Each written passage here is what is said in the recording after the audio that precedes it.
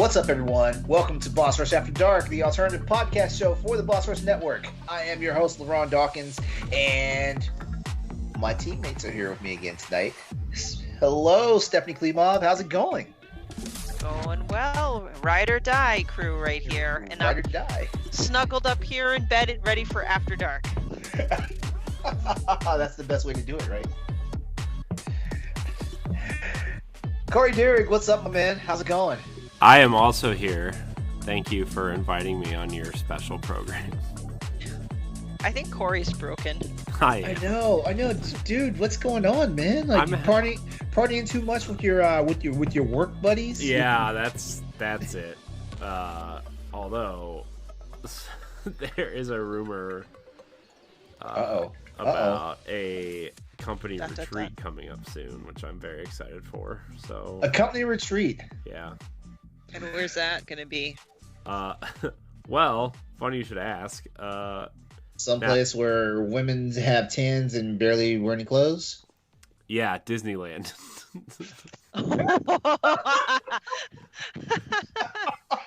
Oh my god.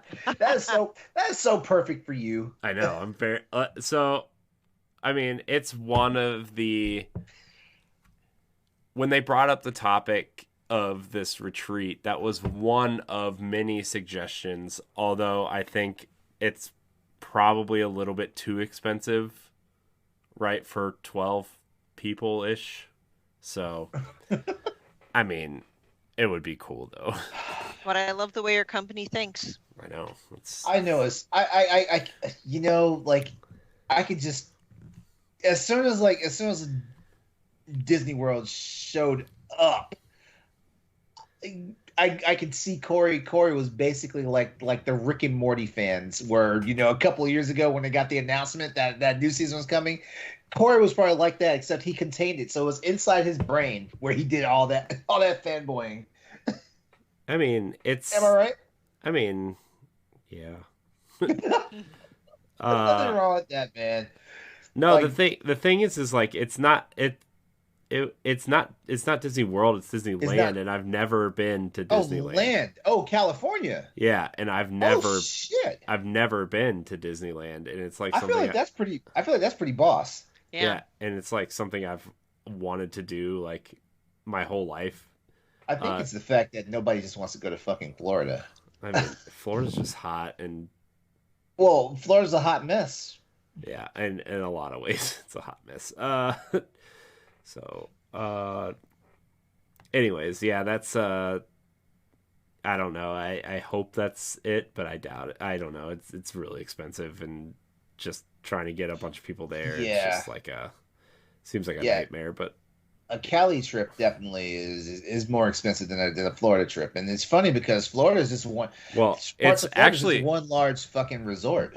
It's actually, it's getting there would be the expensive part. It's actually relatively Disneyland is actually cheaper than Disney World by like a long shot. No kidding. Yeah. I priced it out today because I was curious. But yeah, I mean that's where I'm at. It's definitely, it was in this 5-point presentation for why we as a company should go. Yeah. I mean, that'd be cool. So, we're on to you, man. We know how you are about Disney. Yeah, I'm not hiding it. You're the reason why. You're the reason why there's a Disney standard definition. You're the reason why. Actually, that was Stephanie and Mark's idea. Or was it? 100% honest. What was it? So you just kind of like attached yourself to it? Kinda, yeah. Well, let me go. I'm not doing enough, LeRon. I gotta do more. Okay. Let me know when you guys get the Big Hero 6. I want to be on that one. We're not doing the computer animated stuff. It's only classic animation. Yeah, up through, what did we decide? The Princess and the Frog. Princess and the Frog. Fucking excuse. So you're not doing Incredibles? Well, this is why it's called standard definition. We're doing old shit.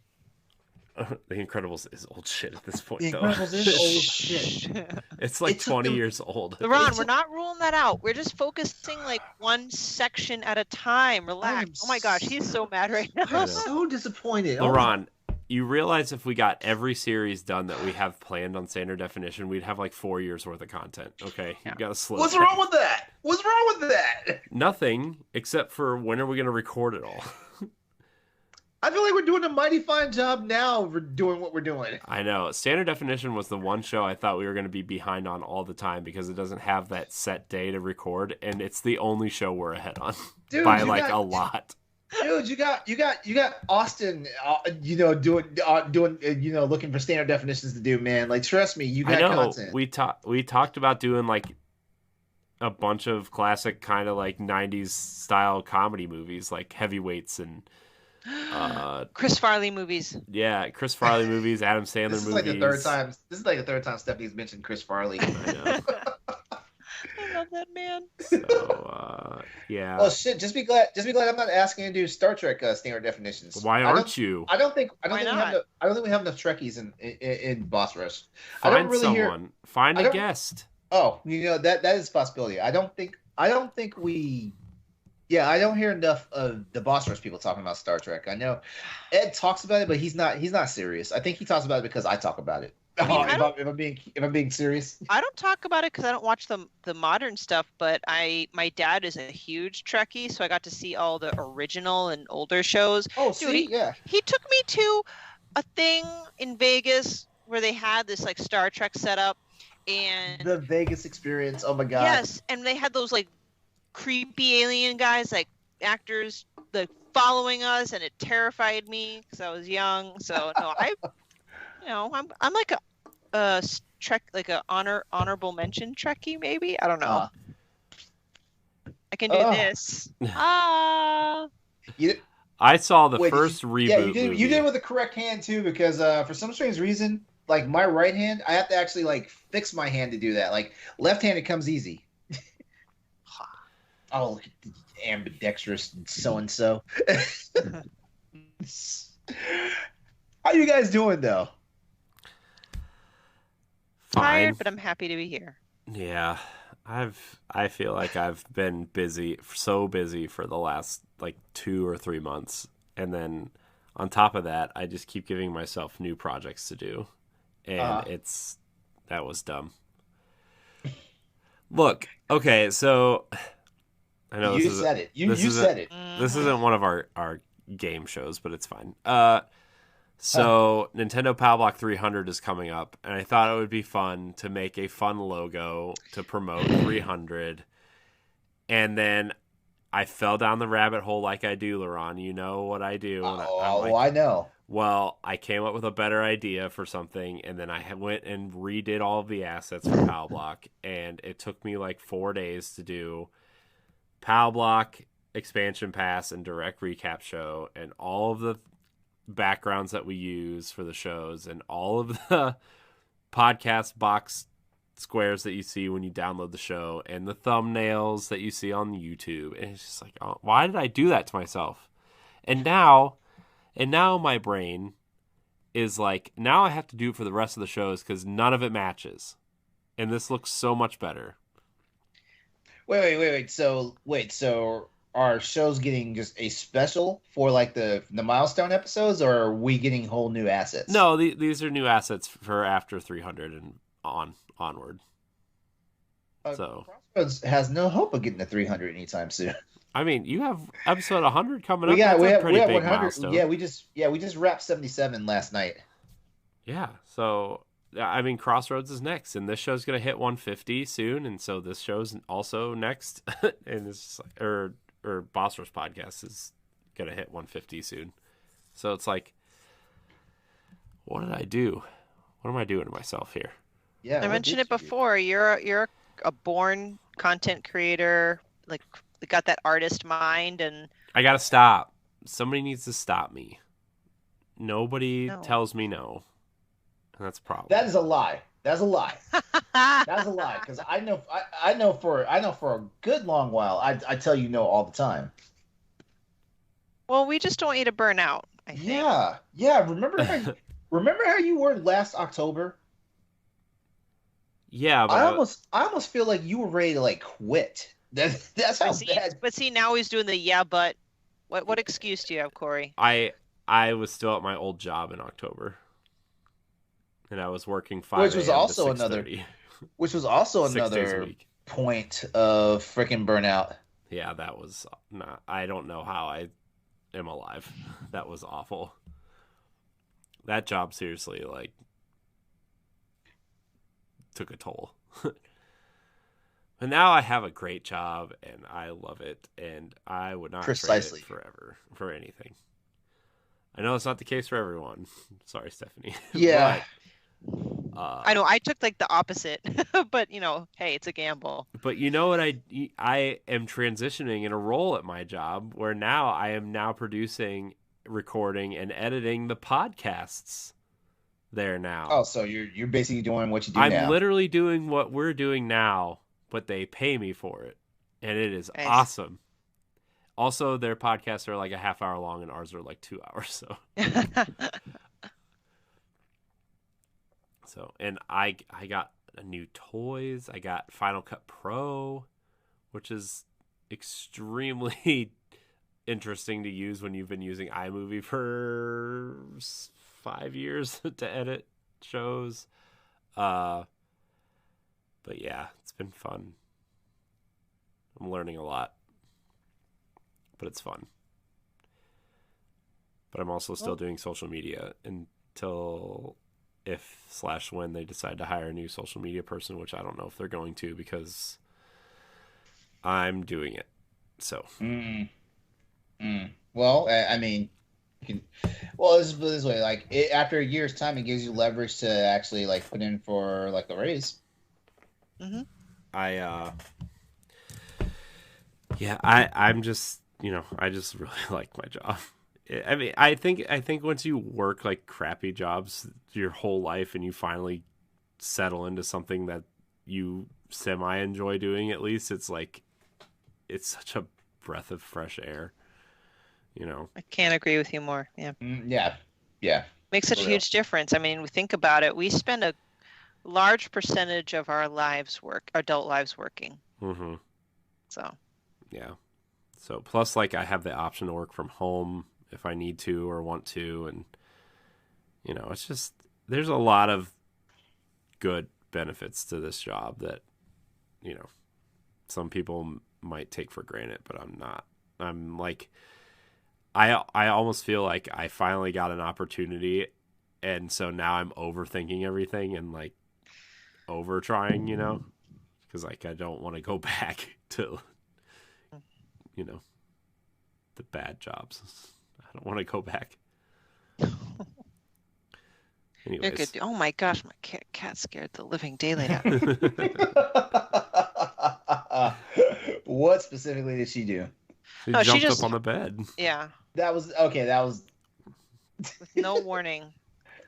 I saw it happen in real time. It was funny. Anyways, enough about me. How have you been, LaRon? But I've been running in like a stupor of exhaustion, to be honest with you. Between work and personal life, I mean, it's not anything bad. It's just, I feel like it was like, damn, can I just take a nap, please? Right. I mean, I feel like that's where I'm at too. I feel like I go to work in the morning and then I come home, and by the time I eat dinner and we get the kids ready for bed, and then, either I have a podcast or I try to spend, 5 minutes with my wife before my son starts crying because he doesn't sleep. It's like, there's no time. There's just no time, Yeah, and I don't know, like something's happened recently to where like I can't unless it's the weekend, which pisses me off. I can't seem to get to bed before midnight. Mm-hmm. Yeah, I cannot literally nothing triggers in my head to say, hey, it's time to go to sleep until after midnight, But fucking Friday comes around and shit, like I'm fucking like passed out in the bed at like 8:00. And just like, don't wake me up until my alarm goes off Saturday morning. That type of deal.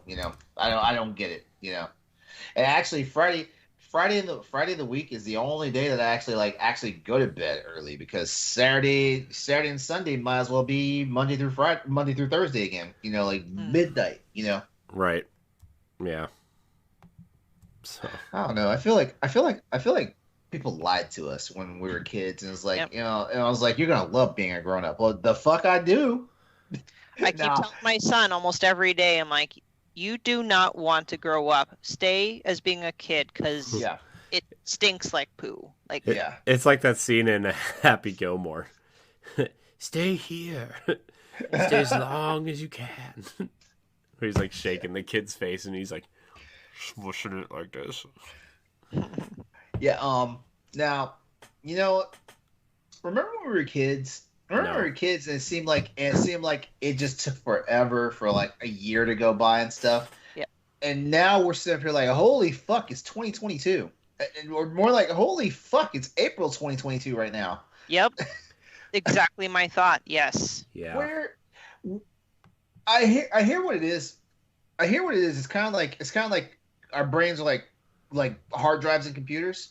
Like when it's brand new and stuff, there's all this space to just throw like tons of stuff in, and eventually it gets to the point where like your capacity is getting filled up to the point where the first thing you don't pay attention to is the passage of time. I agree. And the same thing happens with my memory. Like, Oh yeah. I'm at capacity point where everything literally comes in one ear and out the other, even if I feel like I need to memorize it. And yeah, unless it's life or death situation, odds are I probably won't remember it. Or if I write it down. It takes me so long to absorb information now. I don't understand. And like I remember back being in high school and stuff, like everything like came in, soaked it up like a sponge and stuff. And now it's simply like sometimes stuff for my job. It's gotten to the point where stuff for my job, like if it's something new, I need to write it down. Like there's no such thing as me reading it once or twice and it's there. Yeah. Mm-hmm. Yeah, I used to be able to like memorize things, and now like I read something, and if I look away, like it's almost sometimes it's to the point, and maybe it's like lack of sleep sometimes or whatever, but like I will look away from the words I was reading and almost instantly forget what I just read, and I have to reread it and look back. Like, I'll be doing one of these things. I'm like, I got a better one for you. Have you ever been reading something? You look away, and then when you look back at it, you lost your place where you were reading? Absolutely. Yeah. It's just, it's ridiculous. Like, my brain just doesn't, it's broken. Fix Too it. much. It's too much. Too much. It'd be nice if we had like a human ability to like download like extra thoughts and memories into like an external hard drive, just so we can kind of make more space in our brains. You know what? I'm sure that's coming at some point, right? I mean, that's the future we live in. Probably. This conversation just gave me it made me switch what I was going to do for my topic. So you know what? Let's go ahead and get our patrons knocked out, and let's go ahead and start with the topics. Oh yeah, we got to do that, don't we? Yeah, we do. God. All right, so thank you to our patrons who support us over on Patreon, patreon.com/Boss Network. You can get most of our shows early for $1, but the producer tier is the $5 tier, and if you give us $5, we will shout your name out during the podcast. These are the patrons for the month of March. We have Rebecca Jewell, Adriel Munger, and my wife, Sana Deerg. I'm going to do that every time. I was going to say, I love how you do it consistently like that. I love it. I'm going to do it every time. So thank you to our producers, our Patreon producers. We really appreciate your support. And to all of our patrons, of course, all of our content is available for free a little bit later for you people who just want to consume it on your own time for free. And where do people go if they want to become a Patreon? Patreon.com/Boss Network. There you go. I said it earlier. I know, but repetition is the mother of learning, right? Is it? No? Yeah. I don't know. Sure. Thanks, Mom. Anyways, that's it. That's all I got. All right. So since I mentioned it, should I start with my topic first, or Yeah, let's do it. okay? All right. So as adults, we've already noticed like the slippage of time as the older we get and stuff like that. So here's a question for you, and I kind of gleaned this from Star Trek. On Star Trek Deep Space Nine, like the planet that Nerd. basically is like the planet is like the central like location for where the show's at. It's called Bajor. On Bajor, they have 26-hour days. Would you want that? And I'll make it even sweeter because I guarantee you somebody's brain's already said no because they'll find a way to get the 2 extra hours out of you for work or whatnot. If would you like to have a 26-hour day as long as it meant that you still like the standard like 8-9 hour work shift, You mean Would you- we get 2 extra hours a day to do whatever we Yes. want? Yes, do whatever we want. Is it bad that I'm like, oh, it's only 2 hours? That's not enough. I mean, imagine what you could get done in an extra 2 hours. Why am I thinking about it that way? just just imagine like because I think with a 26-hour day, then basically like you've got noon, then I don't know, like I guess like 13 o'clock, I guess, and then it rolls over to like back to 1 o'clock or whatnot, and then it's 13 midnight. I don't know how it works because they never explain like what hours are what. Yeah, in the show, but I'm thinking, like an extra hour in the morning for breakfast, and or just your morning routine, and then an extra hour at night to wind down and stuff. Like, come on. Possibly, but that's 2 more hours of me being able to eat. Like, I don't know. I don't know. I see a lot of negatives coming with this. Yeah. I mean, I would probably use that extra 2 hours at night, to be honest, just to have some time to, I don't know, do things that I would like to do, That's just me, though. Now, I'm sorry to poke holes in this. So, like, if we had a 26-hour day, does that mean we reach a year sooner, or does that also proportionally extend how long a year is? I want to say, I feel like it'd be proportional, but I'm not sure. Because if it was proportional, I would take the 2 hours. But if it only means the year gets shorter, no, I'd rather. I don't want to speed up my years. Well, let me. I would need to do some math, but because I'm not sure how much shorter the year is if you lose 2 hours every day. Like, let's see, 365 days. Well, are you doing math, Laron? I'm trying to, but I've already feel the need to pull out the calculator. I wouldn't have been able to in my head. Let's see, 365 divided by 24. All right, so that's 15.21. So we would be, if I'm doing the math right here, we'd be 15 days shorter, but that doesn't seem right. Don't rely on me right now. My brain. Okay, actually, it's pretty close. 365 divided by 26 puts us at 14.04. So not too big of a difference. But I don't know. Like, this is what the Star Trek writers are for. Like they can tell us better than I can figure it out myself. But I don't know. Then again, the fandom could actually handle it too. Personally, I would definitely welcome a 26-hour day. If it means that like I get off at my normal time, and like I knowing me, I'd probably go to bed at the same time. But knowing the fact that I actually have 2 more hours now sweetens the deal.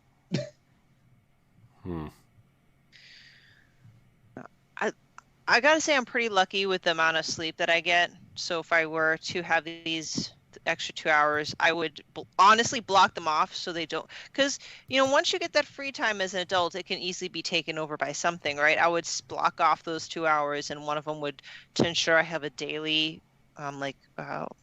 when I mean exercise routine, I just mean the opportunity to be active. It doesn't have to be necessarily a workout, but as long as I'm moving around, doing something healthy for myself. And then maybe the other hour would be dedicated to my hobbies more consistently, or my side gig, like my writing time would be consistent. Mm-hmm. Yeah, I don't know. Man, 2 hours is a lot of time, but I don't, I don't know what I would use it for. Like sleep maybe sounds nice too, but I don't know. I don't know. I'm terrible at this. Getting yourself out of that video game playing rut, that's exactly what you're going to use those 2 hours for. Yeah, I put that time to good use. Yeah, I mean, I would probably just find something else to keep myself busy because I'm a loser and I just need to be working all the time. Oh, Jesus. That's the thing. If you were to get those 2 hours, you have to treat it like well, it would be a gift, and you'd be very intentional about it because it'll be very tempting to kind of, I don't know, let habits and other outside influences kind of dictate what that time will be used for. Yeah. Yeah, I mean, that's fair. I would, man, I don't know. What would I do? I guess I could go, like, go to the gym for a little bit, too, because I don't have any time to do that either. Yeah. No, knowing Corey, he'd find some way for these extra 2 hours a day for the entire year. He'd find some way to make another baby. No. Mm. No, I'm done. I'm done with Question, that. question: were you and your wife trying for your son, or was it a happy circumstance? No, oh, you were trying. Mm-hmm. Okay. Yeah. Yep. They were both planned. I can't do a second. You can't? God. No. And even my first was a happy circumstance. I never even wanted to have kids. Oh. But that does not equate to regret. Like, I would never, ever... Like, Nikolai has literally been a life-saving blessing. But with that said, nope, no more kids. One and done. Yeah. Nothing wrong with that. I always felt like I was too selfish to have kids. You know, I always was like, I mean, I still am to an extent. Like, I buy whatever I want if I want something, right? Like, I don't, I'm terrible at putting anybody else first in this family. All right. But, you know, I had never, there was a point where, like, I wanted kids and then I didn't. And then, you know, we, when we got together, you know, that changed. I kind of only wanted one, but then, you know, I never had a sibling and I didn't want my daughter to go through that, you know, and, not that there was anything wrong with it. You know, I had cousins and stuff, but like, only child. Yeah. Only child. I was only child for 12 years, and then my sister showed up. And it's crazy because when you're an only child for that long, like, you know, like there's no concept of sharing. No. You don't have that concept, and then all of a sudden you have to start sharing, and it's like, what? What is that? Yeah. But, you know, my wife and her sister are close, and like, I mean, it's not like my parents' fault or anything, but like I never really had that, you know, with a sibling. You know, I was close with some of my cousins to an extent, but like, you know, I wanted my daughter to have that with a sibling, and we actually thought we were going to have 2 girls for the longest time. Oh yeah? Yeah. And him being a boy was kind of a surprise. So, I mean, not like, I mean, we knew before he was born, but like we just assumed because like gonna be another daughter.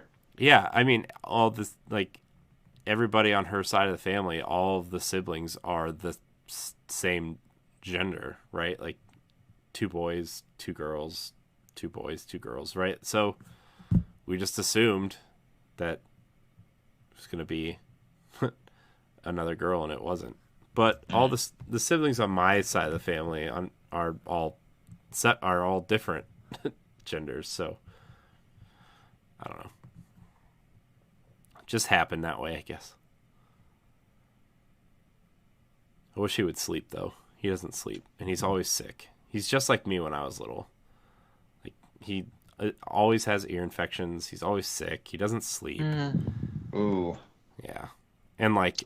He always wants my wife because that's his, you know, comfort and whatever, so she doesn't sleep. And if I try to hold him, he just cries, and then nobody sleeps. So it just kind of sucks, you know.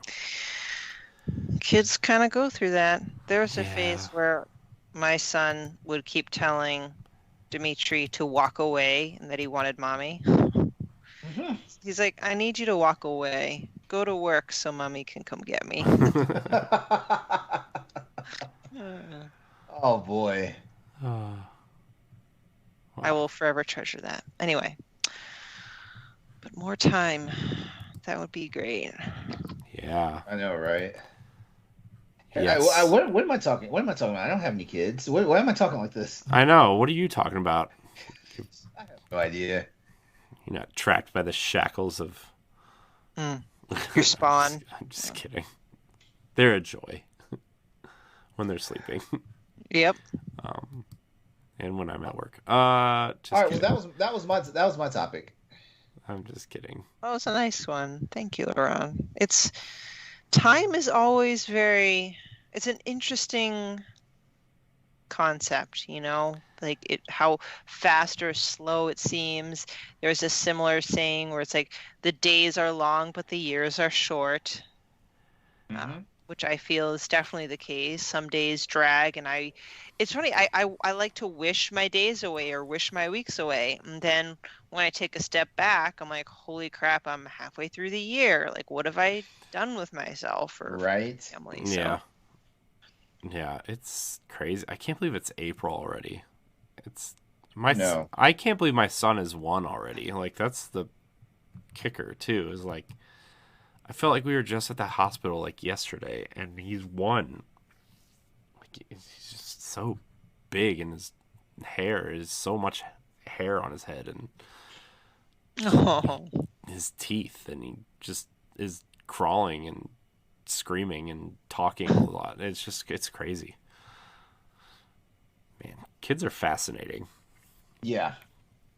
And then there's my daughter who is coloring, and she's starting to spell and learn real things, and it's crazy. Honestly, the one thing I've always found really fascinating with kids is like when you like watching them grow and develop and stuff. You actually realize that even though they're children, they're basically they're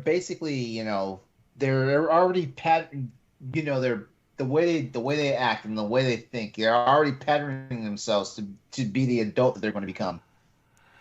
And it's always fascinating because it's like you sit there and you just watch them and it's like, man, like they're a child and there's just some things that they do not understand or grasp, but like children are very intelligent.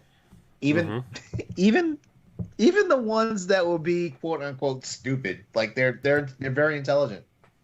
Well, and when I say this, I say this lovingly, like how a lot of parents, and like I can understand how you always hear them kind of like touting about how their kid is like so smart because they did this first or that first or something, but like I kind of take your approach, Laurent, like for the most part, not counting outliers or exceptions, you see them at a young age kind of developing their personality and have that foundation of what their character is going to be for the rest of their life.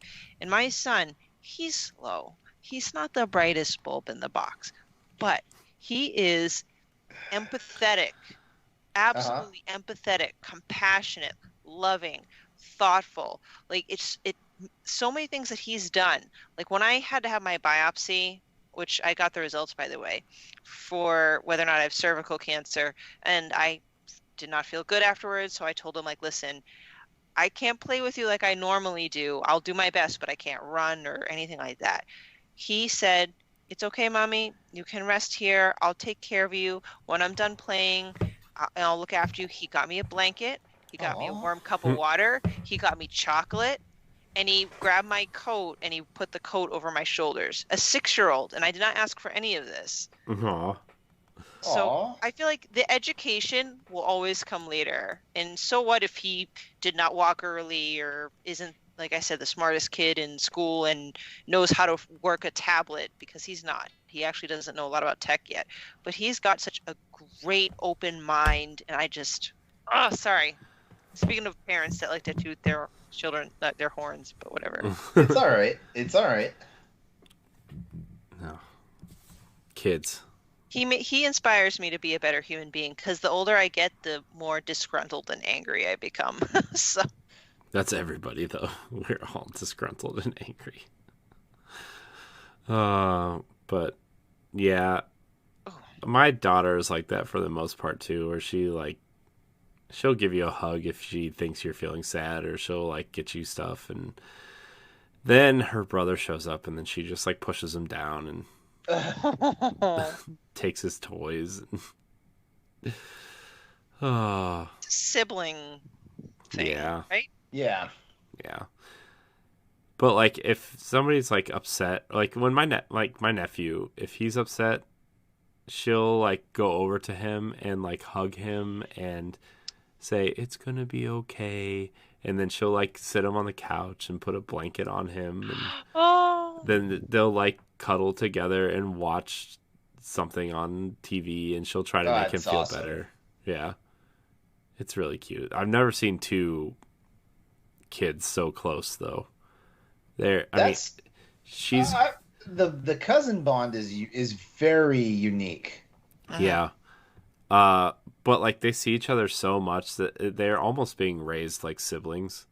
Ah, So my two nephews, one is going to be 9 and one is 7, and my daughter's going to be 4. But the younger nephew and my daughter are so close. Like when they're together, they're inseparable. They don't do anything without each other, and it's wild to watch. They play together. They don't care about the other two at all, like my older nephew or my son. I mean, my son's too young to play, but like my older nephew's like really getting into like big kid stuff, and it's just weird to watch them play together because they're so close. oh. They're gonna get in some trouble though when they are in middle school together, though. I'll tell you that. Anyways, Good topic, Laron. yeah, Sorry we got all distracted about kids. yeah, that's okay. That's okay. That's the curse of being a parent. Hey, sometimes one topic leads right into another. it's true. Speaking of, Stephanie, you said you have topics. Yeah, we're gonna do like a complete 360. I know. I just wanted to talk about like a show that I watched, and I just figured this might be the best platform for it. And so, okay, so here's the background. I went to an all-girl private Catholic school, and because my parents were so academic focused, I really wasn't allowed to join a lot of clubs or do a lot of activities. Mhm. The only sport I could do was track because my mom did not want me to get fat. Oh, And the other club was speech. And what speech is, it's like drama, but you do perform everything just by yourself. Mhm. And then there's different categories. There's children's literature, humorous interpretation, poetry. You take a piece of whatever the genre and you perform and you compete. So at first I hated it. I thought it was the stupidest thing, but actually it was great. Like I met a lot of amazing people. It was a lot of fun. I enjoyed the competitions. We got to go to a ton of different high schools. That's how I got to meet people. And there was this kid, Frank, and he went to an amazing school, and he was always getting like first place. Like he's a very, very talented person, very popular too. And the best part is he was very sweet. He was always nice to me, and I don't know, just great. And we connect through Facebook. That's kind of like how we all connect with people that we meet in our life. Maybe at least, maybe not for Gen Z because now Facebook's for old people. And I found that and I want to make sure I say this right, he's an executive producer and writer for this show. And when I say show, like it's indie, right? It made its debut at Wicked Queer, Boston's LGBTQ festival comedy shorts. Mhm. It just debuted on April 9th, like in Boston. And he let me know, and I wanted to go, but it's a long story short, like I just couldn't go. General admission, blah blah blah. But you could also watch it like virtually. You could still support the opening. How do you want to call it? The debut, first episode showing. A premiere. A premiere. Thank you. It's late. It's after dark, right? And I wanted to support the show. It was twofold because I wanted to support him, a friend that I knew from high school, but also, you know me, I'm a big indie fan of anything, whether it's indie games, like any indie media platform, and this is one of it. Because this show, I don't think it's going to like a major platform like a Netflix or something. I think all of that where it might eventually be distributed is TBD, because they're still filming later episodes throughout the month of May.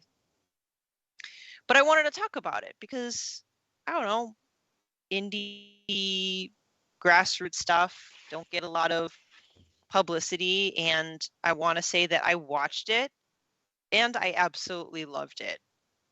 So it's called Open to It. And it's described Open to It is a queer comedy series about a loving gay couple who experiments with becoming a hot gay throuple. So they're a loving couple, and they want to incorporate a third into it to kind of spice up the relationship.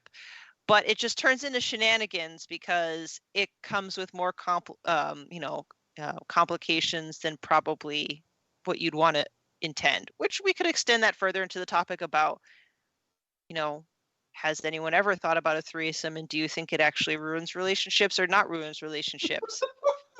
But first, like, about the show. So they only had the premiere of the first episode. It's about 11 minutes, so it's very short.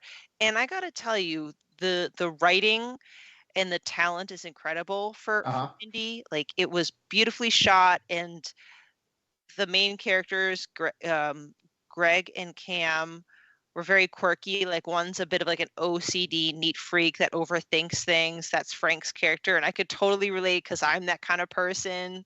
Like, he was trying to like figure out all the rules to set because he didn't want to like break any threesome rules and end up cheating on his boyfriend.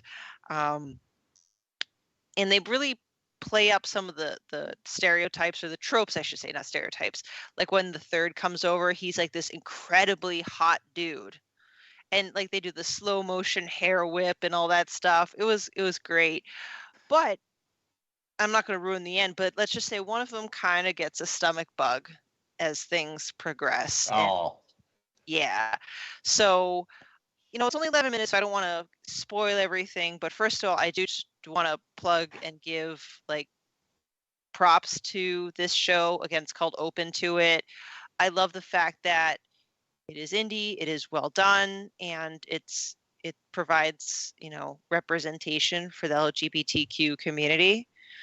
And, touches upon a topic where, I feel like if it was made by a major company, they would kind of, I don't know, rely on the sex too much, or it just wouldn't be as good quality. And it just had a lot of great themes in there. Mm-hmm. So. All right. Corey, you want to go first, or you want me to go first? You can go first. Okay, so the reason why I burst out laughing so badly when you were talking about the whole threesomes part is because like a good portion of my late 20s, all I was in were threesomes. I had more than a couple of circles where it was like, hey, and the crazy part was, this is just like a friend circle. This wasn't like randoms. This is a friend circle. Like, hey, looking for a third. Wanna join? And I think it was, and I want to say a part of it was probably because of the fact that that by that point I kind of realized that I was bisexual. So I think it was one of those fun things. Now, because it was with friends, like, it wasn't like I was crossing any boundaries, with the guy stuff. Technically, it was like they want the rush of having a third person in there, and we're comfortable with me because like they knew me and stuff like that. So for a good while of my sexual history, it was all threesomes. Like it's funny. Like like I couldn't get one-on-ones, as often as I got threesomes. It was wild and ridiculous now, and I'm trying to figure out how do I get that mojo back. We need to dissect into this on another episode of After Dark because we got into Corey's crazy past. Now it's your turn to run. Okay, all right, yeah, sure. But actually, can I ask a question real quick? Just since you mentioned it, just from another bisexual person to another. Not that I've had experience with threesomes because I don't, but.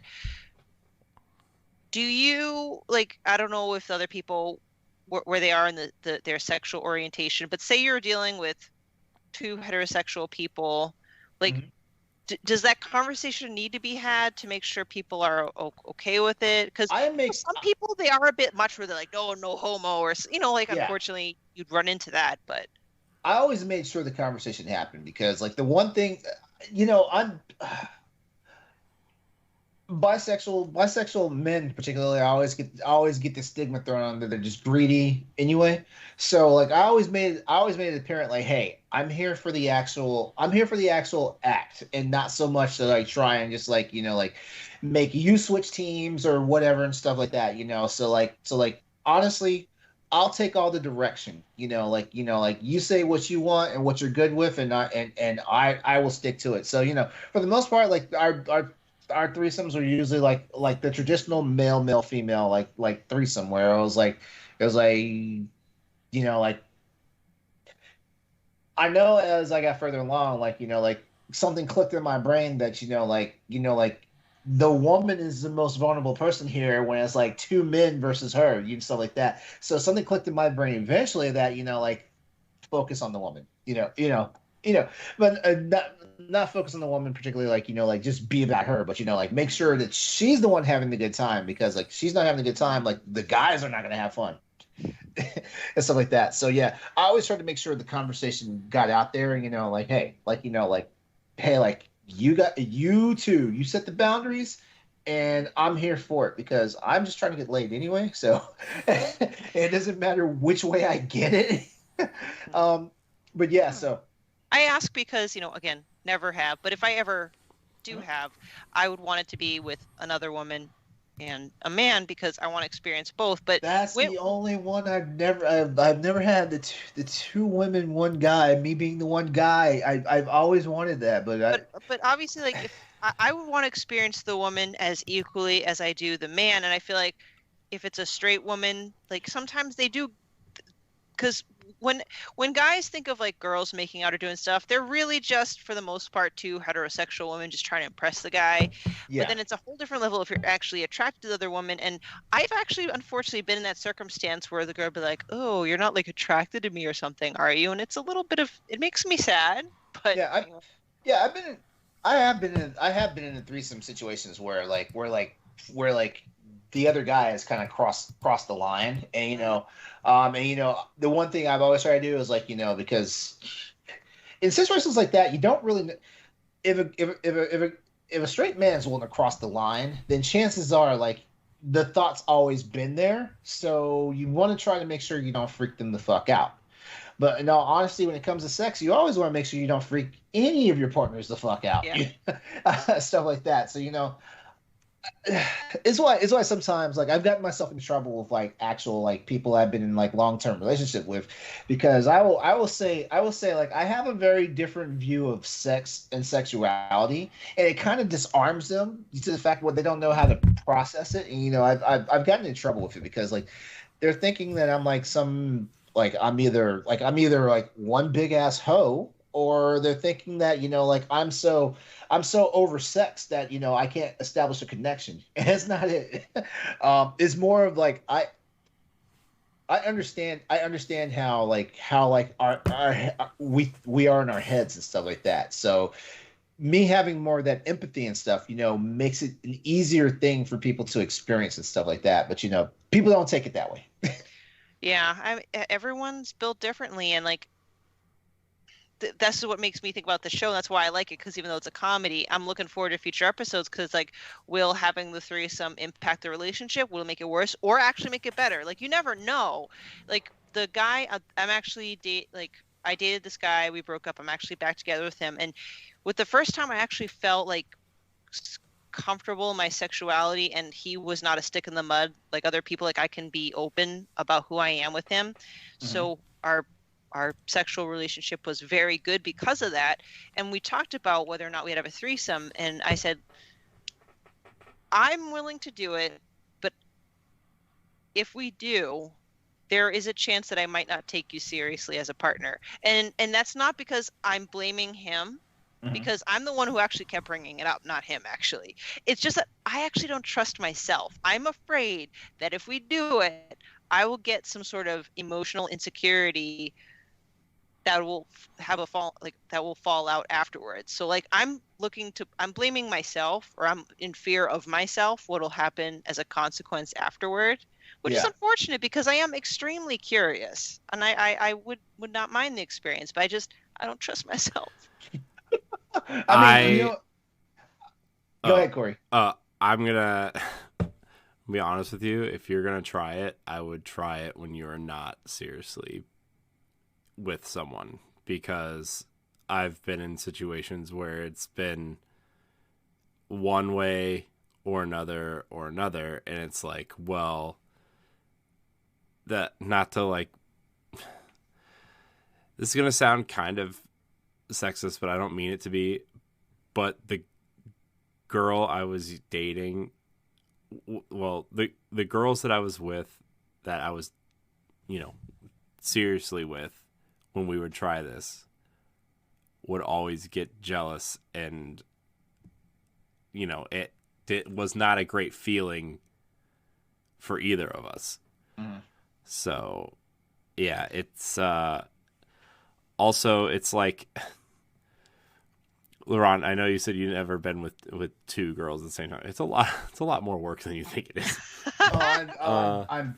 I'm pretty sure. Like, I just kind of wish I experienced at least once. I get it. It's like, oh my gosh, like, where do I go from here? What do I do? Am I watching? Like, what is this? It's I mean, that's the only one I've ever been a part of. So I mean, it's hey, it's a sound point. Like, I can, and I'm sure it doesn't apply to every single woman. I don't know. I feel like the younger generation cares even less, but I know myself. Like, I know I get jealous, even if I don't want to be jealous. Like, I consciously do not want to be jealous. I will tell myself not to be jealous, but there's just some weird, I don't know if it's like a hormone thing, or maybe my upbringing, like something subconsciously I know will flip. The switch will flip. Yeah, I mean, the one girl I was with was actually really open about it, and we had a lot of fun. It's you've heard me talk about her on the show before. It's just like, it was very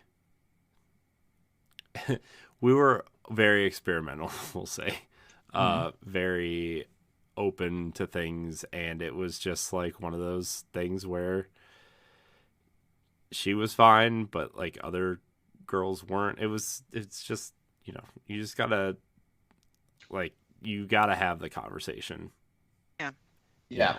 With both parties. As a matter of fact, I'm glad you mentioned that, because so honestly, the way there's only like two perfect scenarios that how to pull off a threesome. Like, all three people involved just need to be in it for themselves, or all three people involved need to have a level of maturity to understand that this is all like a team sport, and everybody has a part to play, and everybody's going to get to they're going to get to the finish line. They might not everybody gets to the finish line at the same time, but everybody's going to get to the finish line. One thing that I learned off of a couple early encounters that I had in threesomes is, when it comes to an actual couple, and not just a bunch of friends that are just hooking up, is that I learned this real quick, and I started telling the other guys that I was with, like, listen, always finish with the person you came with.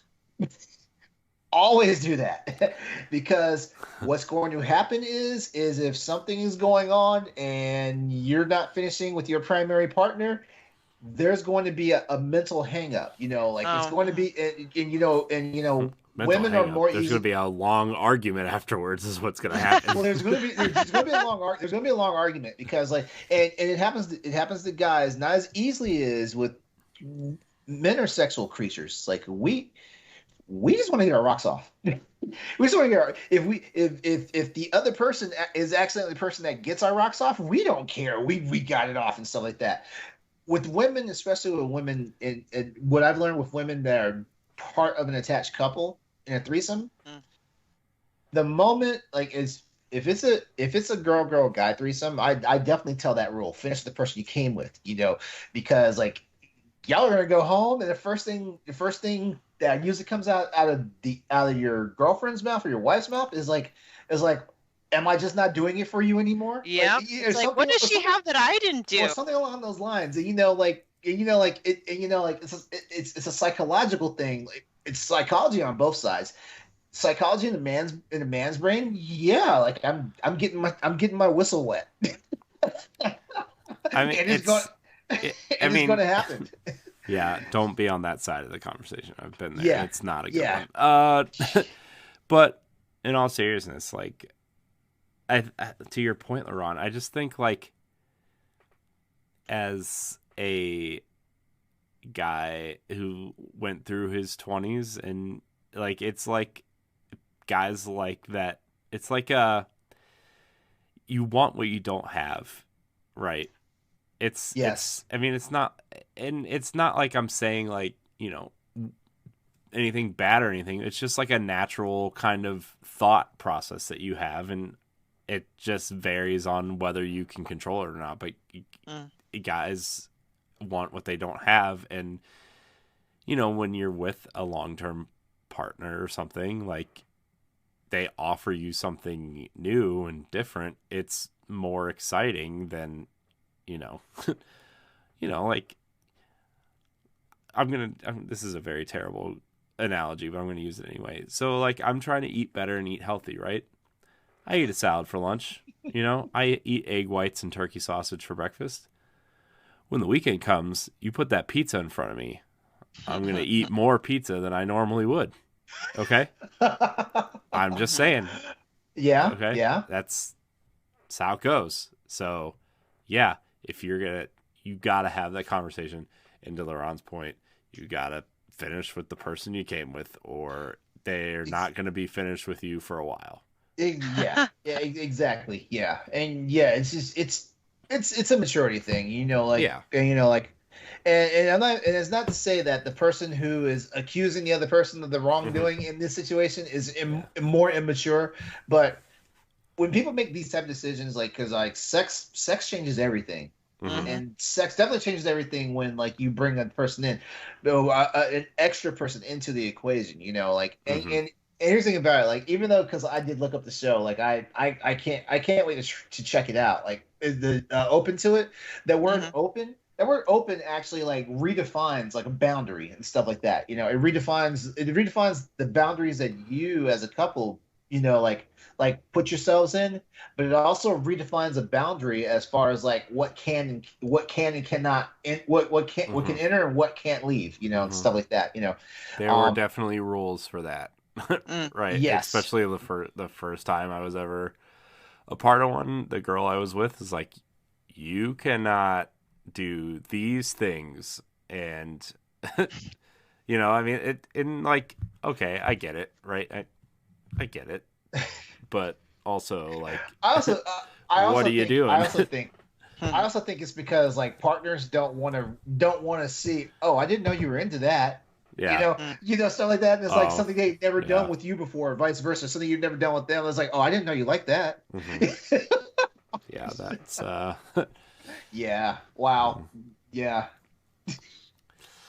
Yeah. So threesomes are like I said, it was a big part of my late 20s and early 30s. When I say early 30s, I mean by the time I was like 32, 33, I was kind of over it.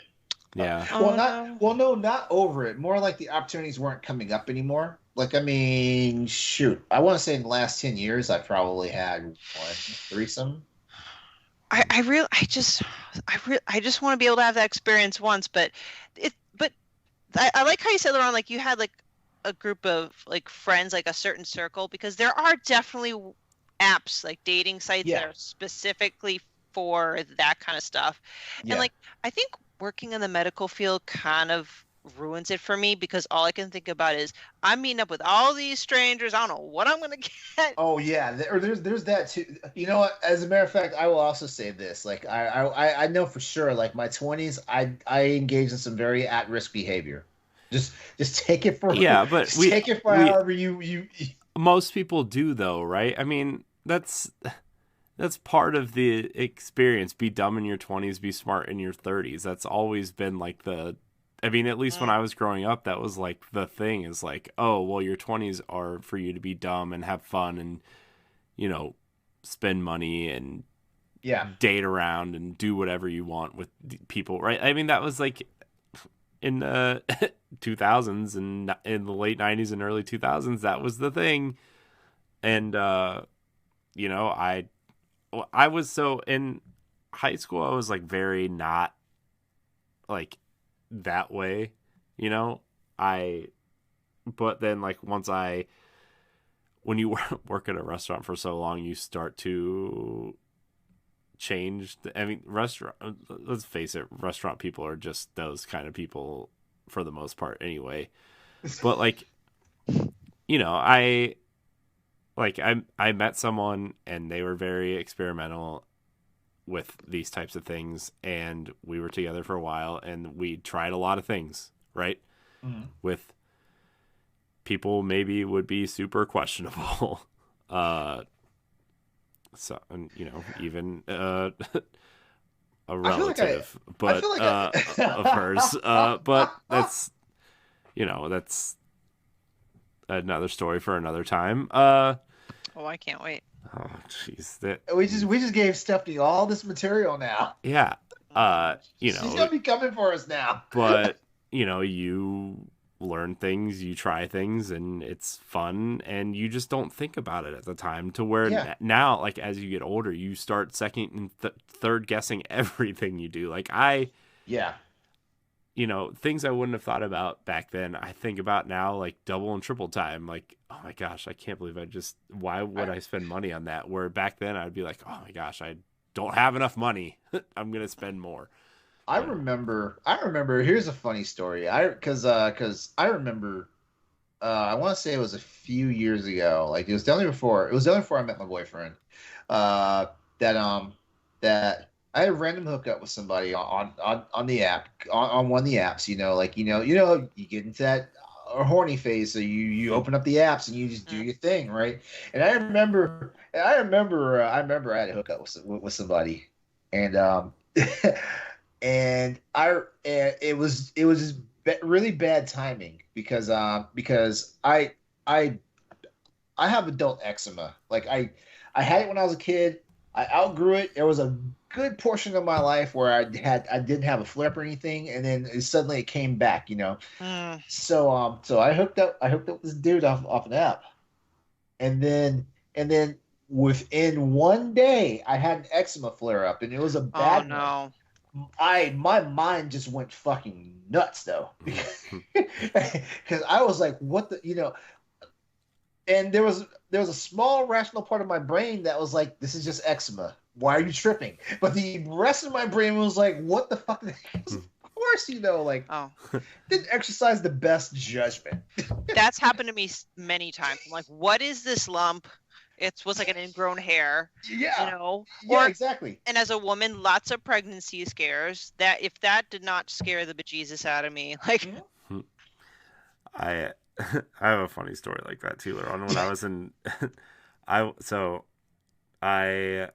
was kind of like, dating is a light term. I was kind of like messing around with this girl, and like the the first time we ever had sex, like the next morning, I was in the shower, and I was like, I have a rash and it itches. What is happening? Oh, God. no. Oh God! Please don't tell me you're one of those rare dudes that have a latex allergy. I am, Ah! which was God. super like exciting at the time because I mean, I should have known because I had a really hard time playing basketball because like my hands, like the rubber that the basketballs are made out of, made my hands, like I would literally have to wear Band-Aids after like basketball Wow. practice Oh and stuff because shit! like, well, like they would You have a very active latex allergy. they would like kind of flare up, and then my hands would get really dry, and then like they would end up bleeding because they were so dry. Oh shit! And Oh, okay. Yeah. I So had, like- you have a problem with petroleum. I had this very special like cream that I would have to use and everything. It was just this whole thing. But like apparently latex is kind of the similar thing. It was really scary. Well, let me ask you a question. How many women thought that you were just trying to raw dog when you told them you have a latex allergy? I will not reveal that number on a podcast. Damn, Stephanie. This topic right here. Oh my gosh. You're going to get us all in trouble. What? What'd I do? I didn't force you to say those things. No, it's like, no, it's fine. You know what? I've never even had a guy have the audacity to make up a latex allergy. They just flat out refuse. They're like, it doesn't feel good. I'm like, okay, so it's on me. It's funny because I grew up in I'm a Gen Xer, so God, I was getting blitzed with like don't get anybody pregnant. So like I had the fear of God thrown into me about wearing condoms, basically to the point where now, it's like, oh, you want me to wear a condom? I'm cool. Oh, you don't want to wear a condom? You got everything good to go? I have to tell you. I tell you, I'm such a sexual like weirdo, because and like I was telling a buddy of mine today because a buddy of mine was like a really good friend of mine. Like we used to be roommates back in the day, and he's married now. He's got a couple of kids now and everything. And we were talking today, and he mentioned that like he's poly, and when he said that, all of a sudden like the Tetris bricks just like kind of like just slid down my brain and everything. I was like, you know what? I understand now, and I believe that all these years I've been calling myself bisexual. I should have been saying I'm poly because I'm attracted to all facets of people, gay, straight, trans, and stuff like that. And this would have made a lot more sense, to me, a product of the 70s, grew up in the 80s and matured in the 90s, before all these terms became like commonplace in our vocabulary. This would have made a lot more sense to me. It probably would have helped me figure myself out a lot quicker, stuff like that. But yeah, like, just like I said, I'm weird, with sex and sexuality. Not weird. I'm actually thrilled that you're very open about it because I never have anyone or whatever to talk about stuff like that. And well, you got me. It's fun, yeah. Yeah, So. it's funny because like I think every straight guy, whether they admit it or not, like goes through that phase where they think about it. Like, are you like, is there any way you could be gay or bi or whatever? And like, you think about it because like, you go to the gym and you notice like a really ripped guy at the gym. You're like, oh my gosh, that guy looks like, what am I looking at here? But like, yeah. But you go through these mental motions. Yeah, and like you think about it, and you're like, are you just noticing him because he's ripped and you're just this fat slob trying to like not be, overweight, or is he attractive? And like, you do those mental gymnastics and like, it's like those TikToks. Ooh, am I attracted to this? Yeah, and it's am I into this? I remember going through that mental gymnastic like a couple times, like in my 20s, and like I'm not gay, but like sometimes I feel like I'm left out. You know, I'm like, I feel like, you know what I mean? It's just like, yeah, like I've had a lot. I have a lot of my straight friends. They're like the first thing they try to figure this stuff out is they went and watched some gay porn, and I was like, you actually went through all that? Yeah, I mean, yeah, and so because I mean, gay porn is shocking if you're not ready for it. I was gonna say, is it weird as a woman that I enjoy gay porn? No, it is not weird at all. Okay. It is not weird at all. Like I know tons of women, and I've read actual like articles and research on it. You know, we can talk about that another. Yeah, night. sorry. You know, it's not weird. You know, as a matter of fact, it's almost like a reverse of why it was almost like a reverse take on why like men are into like lesbian porn. Mm-hmm. It's a reverse though. Yeah, I can tell you for a fact that I am not into gay porn. I did that research when I was doing those mental gymnastics, and I was like, definitely not. So, not that I have anything against it or people who are into it. It's just. But you tested it out, and it just. I did. It just. Well, I'm just a fucking freak. I watch all sorts of porn. Yeah, but you're into all sorts of. But you're into all sorts of people. All sorts of legal. True. I mean, it's different. It's different for you guys, though, right? Because you guys are into all sorts of different people, and like, it's just that's not. One of these.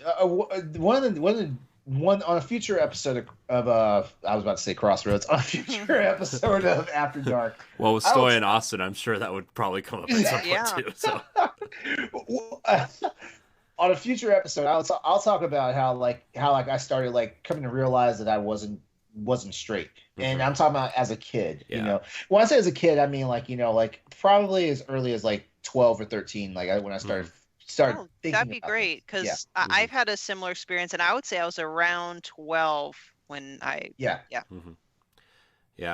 It was funny because even after I did all those mental gymnastics, I had a conversation with my gay friend Adam, and he's like, dude, you're the straightest person I've ever met. You just need to stop. I love it. They're like, aw.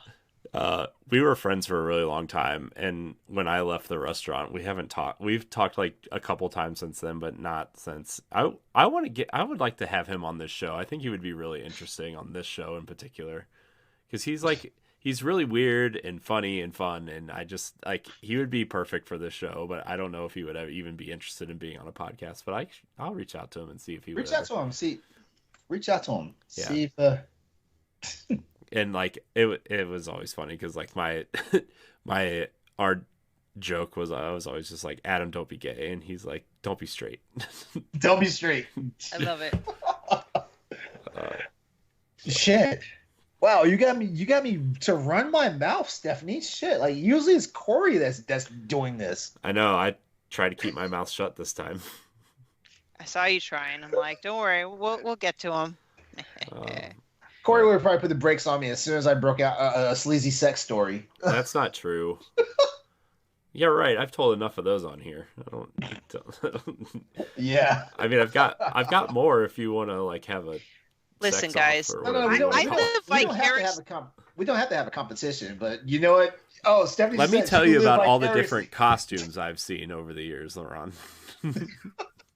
Dude, I live vicariously through your stories because I feel like I have the appetite and the imagination to want to have experienced these things, but I grew up a very sheltered life with not the right circumstance. So like, yeah, I wish I could have half the amount of experiences, and I would like to, but my current partner likes vanilla, and that's all he likes. I feel like I feel like if you're anything like me, then chances are like like family upbringing and probably religion had a lot to do with it. Because I'll put it this way, like. As a teenager growing up and stuff, I had my fun, but it wasn't the same amount of fun that I wound up having as an adult, and I really feel like, if I'd actually like not ran in that direction, but, kind of veered in that direction, I probably, there's a reason why like people do things to excess. And it's usually because of something that goes on in their childhood and stuff, like, whether it's strict parents or heaven forbid something fucking happens to you, stuff like that, which that's a conversation that we could have at some point too, but yeah, like usually the things that we run against as kids, like kind of like mold us into who we become as adults, as sexual animals, as all this stuff, stuff like that. And definitely, like, one of the biggest things for me is that like I the Black American community, like there's an in there's like an inbred, not inbred. There's like a natural born tendency to be homophobic and stuff like that. Mhm. And I remember when I was a kid, like like I was starting to already wrestle with the fact that I'm not normal, like as far as like sexual orientation goes and stuff like that. Yeah, thank you for the air quotes, because like I don't want anyone that's listening to us and probably going through that thinking that not being straight is not normal. Yeah, we're using air quotes, guys, for those who are just listening. In the 90s and even the early 2000s, that was like considered not normal. I mean, that's where growing up with that terminology, right? It's like, I mean, I've said a lot of things I'm not proud of in that way, but like I also grew up in an all white Mennonite community where like,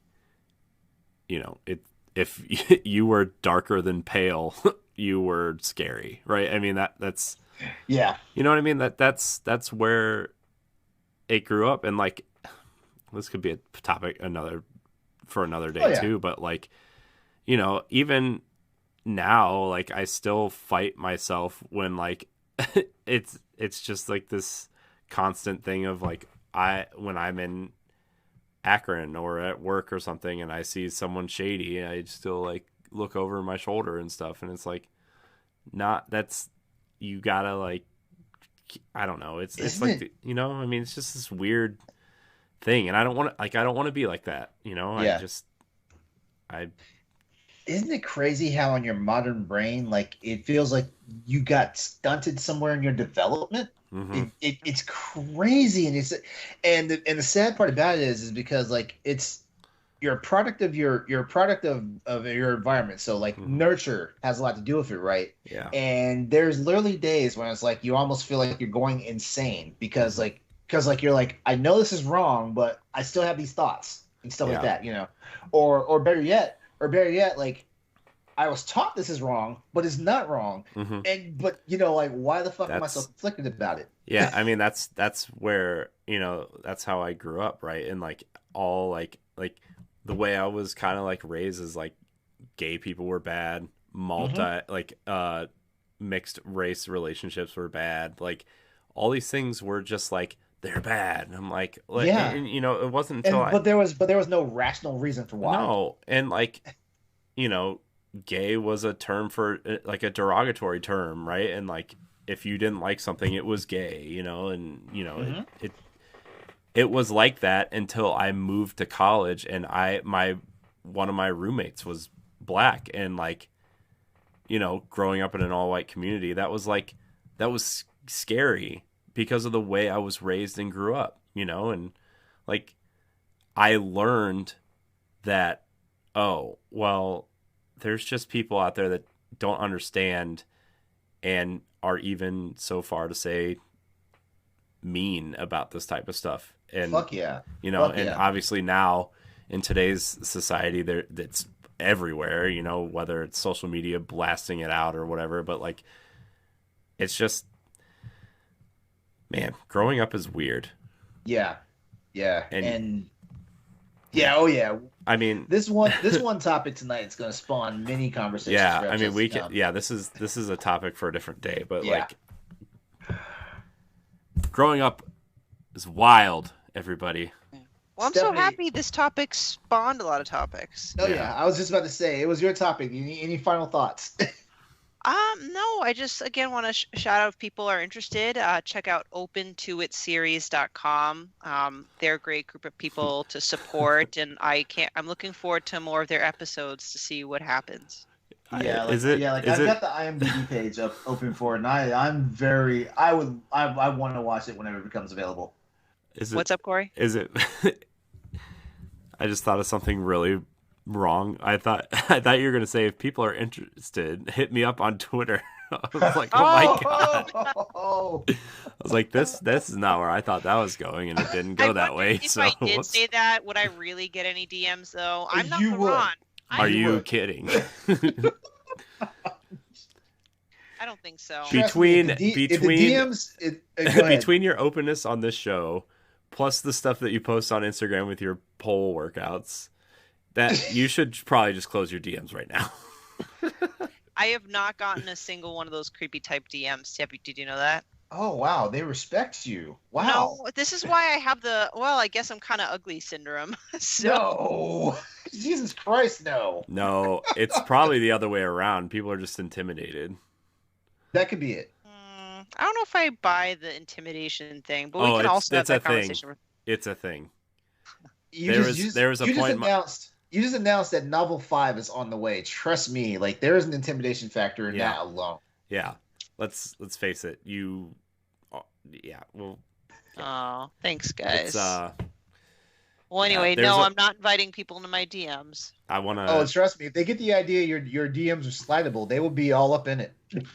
There's a very interesting moment in my life where like I had a 10. If I'm ranking right, not to like put a number on women's looks or anything, but I had a 10. Oh, I was like, what? Okay. And that after that, there was a point where like I didn't feel confident in myself, so I wouldn't even attempt anything over a 7. Intimidation is a thing. So, and then I have my wife. She's also a 10. Oh, There you go. see? There you go. She's a 12 Oh, out of 10. there you go. All right. Well, I think this is a wonderful time to go ahead and wrap this up. Yes, because we could do another 3-hour show. It would. seems like tonight. I know, Yeah. Corey. It looks like we can embarrass ourselves all night. I mean, yeah. I've just deemed this show. This is where I'm going to embarrass myself, and this is where it's going to happen. Well, even though I'm not the one with the craziest of stories, there are things that I've said, and when I say admitting is probably not the best word because it makes it sound like I did something wrong, but like things I've confided in that probably the majority of my inner circle actually don't know.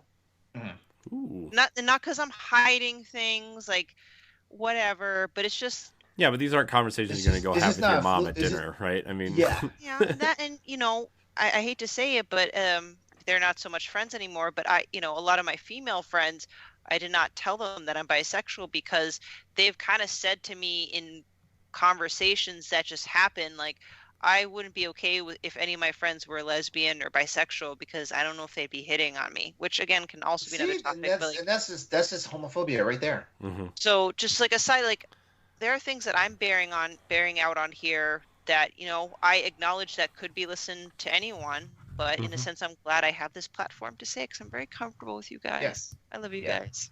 Yeah, same for me. Like like there's a lot of stuff I don't just talk about to everybody. Like like all my really close friends, they know about me. They know stuff about me and stuff like that. But like it always feels good to have like a safe space to talk about this stuff freely and openly.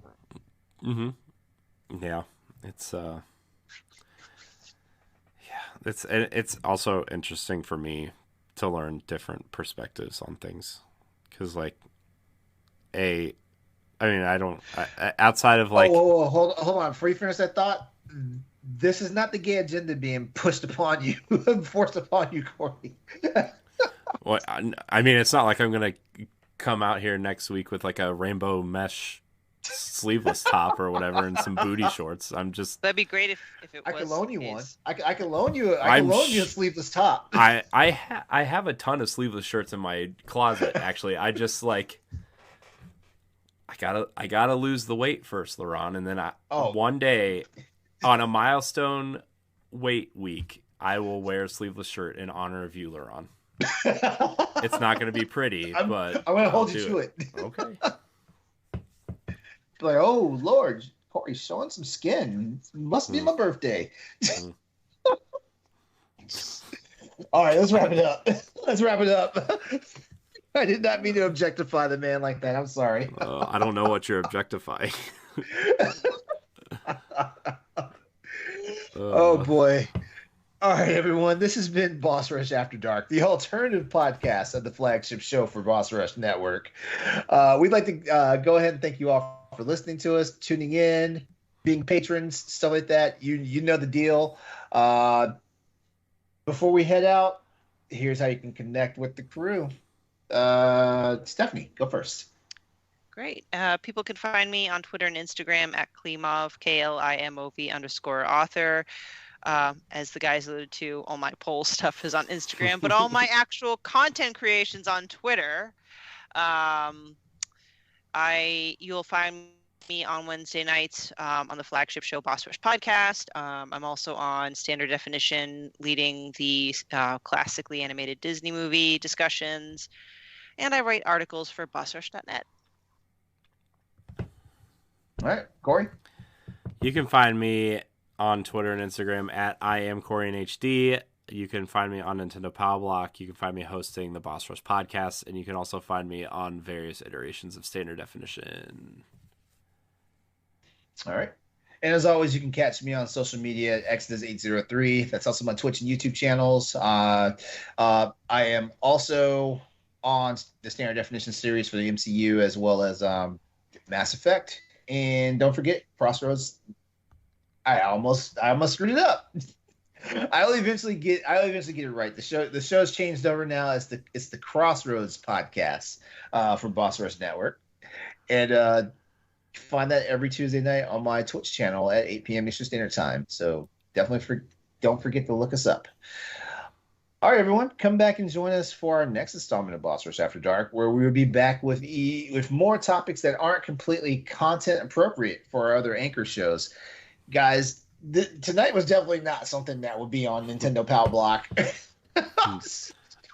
I don't know. That Kirby discussion we had a couple weeks ago got pretty spicy. Time to get into mouthful mode. Yeah. Mouthful mode? Talked Is a that lot what it's about called? mouthful mode. Okay. Oh, boy. You know what? I'm going to just throw that terminology at my boyfriend and see what his reaction is. All right, everyone. We're out of here. You guys take care of yourself. Live a little. Have some fun. You know, like life's too short to take everything for granted. We'd definitely love to have a 26-hour work day. Well, not work day. I'm sorry. Whoa. No, we 26-hour do not. day. We do not. I'm sorry. I'm tired. All right, everyone. Have a good night. Good night. We'll see you next time. Goodbye.